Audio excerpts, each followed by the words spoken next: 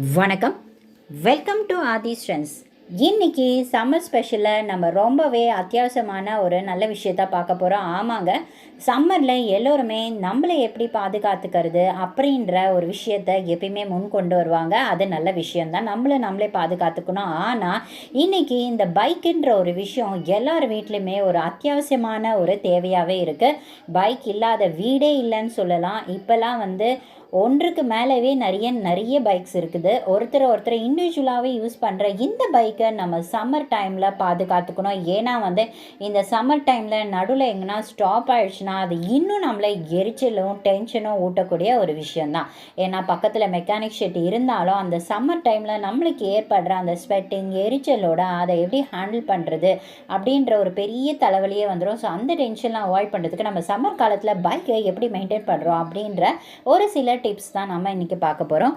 வாங்க பார்க்கலாம்.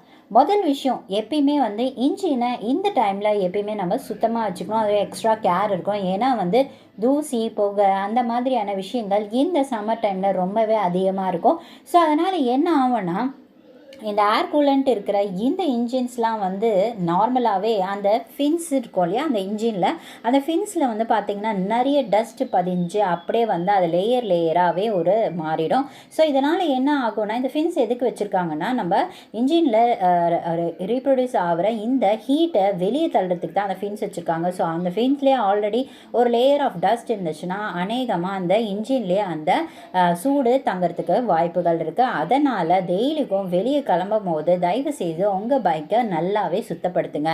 முடிஞ்ச அளவுக்கு அட்லீஸ்ட் இன்ஜின் சைடையாச்சும் ஓரளவு நல்லாவே சுத்தப்படுத்திட்டு அப்புறமா எடுத்துகிட்டு போங்க. அதுக்கப்புறம் பார்த்திங்கன்னா ரெண்டாவது விஷயம் பார்த்திங்கன்னா ஏர் ஃபில்டர்ஸ். ஆமாங்க, ஏர் ஃபில்டர்ஸை அடிக்கடி நம்ம பார்த்துக்கிறது ரொம்பவே நல்லது. ஏன்னா அப்போ தான் நம்மளுக்கு நல்ல மைலேஜும் கொடுக்கும், இன்ஜினும் நல்ல கண்டிஷனாக வச்சுக்கிறதுக்கு உதவும். ஸோ இது 3 வீக்ஸ் ஒன்ஸ் நீங்கள் ஏர் ஃபில்டர்ஸ் எப்படி இருக்குது அப்படின்னு செக் பண்ணிக்கோங்க. 3 வீக் ஒன்ஸ் தாங்க. ஸோ அதே மாதிரி பார்த்திங்கன்னா அந்த ஃபில்டர்ஸ் ரொம்ப பழுதாக இருந்துச்சுன்னா அது தயவு செய்து மாற்றிருங்க. ஏன்னா அதோட ரேட் கம்மி தான். ஸோ அதை திரும்பியும் நீங்கள் சுத்தப்படுத்தி போடணும் அப்படின்ற ஒரு கட்டாயம் இல்லை. ரொம்ப தூசு படிஞ்சு ரொம்ப இதுவாக இருந்துச்சுன்னா அதை எப்பயுமே மாற்றிடுங்க. அதுக்கப்புறம் மூணாவது ஒரு பெரிய விஷயம் என்னென்னா உங்களோட டயர்ஸ். ஆமாங்க, டயர்ஸை எப்பயுமே நல்ல கண்டிஷனில் வச்சுக்கோங்க. அடிக்கடி டயரோட ப்ரெஷரை கரெக்டாக பார்த்துக்கோங்க. ஏன்னா இந்த டைமில் ஹீட் யூஸ்வலாகவே ஜென்ரேட் ஆகும். ஸோ வெடிக்கிறதுக்கு வாய்ப்புகள் இருக்குது. இந்த டைமில் ஏரில் நைட்ரஜன் கேஸ் அப்படின்ற ஏர் ஃபில் பண்ணுறது ரொம்பவே நல்லது. ஏன்னா இது கொஞ்சம் கூலிங் எஃபெக்ட் கொடுக்கும். அதுவும் இல்லாமல் டயரில் ஏற்படக்கூடிய இந்த ஹீட்டையும் ஓரளவு நல்லாவே கண்ட்ரோல் பண்ணும்.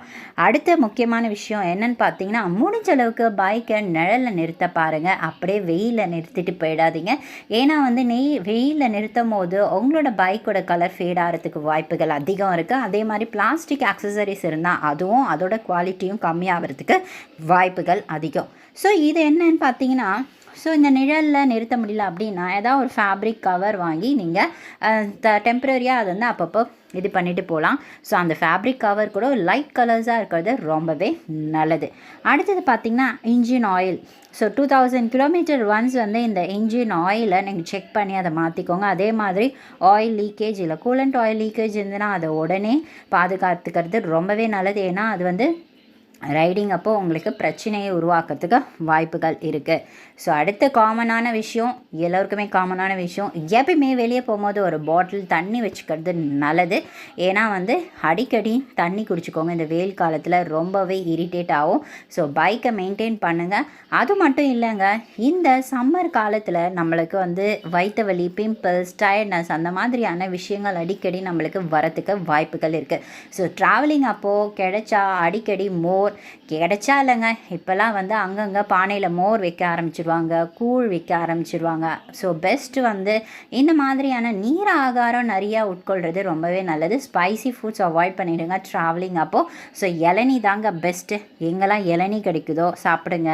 அப்புறம் வாட்டர் மெலனாக தான் நம்ம தர்பூசணி அந்த பழம் கிடைக்கும். ஸோ அதெல்லாம் வாங்கி சாப்பிட்டிங்கன்னா இந்த ட்ராவலிங் நீங்கள் நார்மலாகவே ரொம்பவே ஜாலியாக என்ஜாய் பண்ணலாம். ஸோ ஒரு எரிச்சலோட ஒரு டென்ஷனோட இல்லாமல் நல்ல ஹாப்பியாக நீங்கள் இதை பண்ணலாம். ஸோ இந்த மாதிரியான சம்மர் கேர் டிப்ஸ் நிறையா உங்களுக்கு ஆதி ஸ்ட்ரென்த்ஸில். இது Aadhi strength something different. Look forward. Please subscribe பண்ணும்போது மறக்காமல் பெல் ஐக்கானை ப்ரெஸ் பண்ணுங்கள். உங்களோட லைக்ஸ் டிஸ்லைக்ஸ் எங்களுக்கு ரொம்பவே முக்கியம். Have a nice cool summer.